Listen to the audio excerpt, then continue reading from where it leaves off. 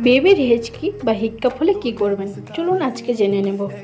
এই ভুলটা কখনোই করবেন না বেবির হেঁচকি উঠলে। হেঁচকি বেশিরভাগ সময় নিজের থেকেই থেমে যায়। বেবি যদি স্বাভাবিক থাকে তাহলে চিন্তার কিছু নেই। ফিডিংয়ের পর বেবিকে ভালো করে বার্প করান বা ঢেকুর তোলান। যদি ফিডিং চলাকালীন হিক্কাপ বা হেঁচকি শুরু হয় তাহলে একটু বিরতি দিয়ে ঢেকুর তোলাতে পারেন। কিন্তু হেঁচকি বন্ধ করার জন্য বেবিকে ভয় দেখানো, পানি খাওয়ানো বা অন্যান্য ঘরোয়া উপায় প্রয়োগ করবেন না। মনে রাখবেন, নবজাতকদের হিক্কাপ বা হেঁচকি খুবই কমন এবং বেশিরভাগ ক্ষেত্রে হার্মলেস বা ক্ষতিহীন। আপনার বেবিরও যদি খুব হেঁচকি হয় তাহলে কমেন্ট করে বলুন আর তাকে ঠিকঠাকভাবে ঢেকুর তোলান। এই তথ্যটি নতুন মনে হলে নতুন মা বাবাদের সাথে শেয়ার করুন। ফলো করুন আরও এরকম বেবি কেয়ার টিপস পেতে। Thank you.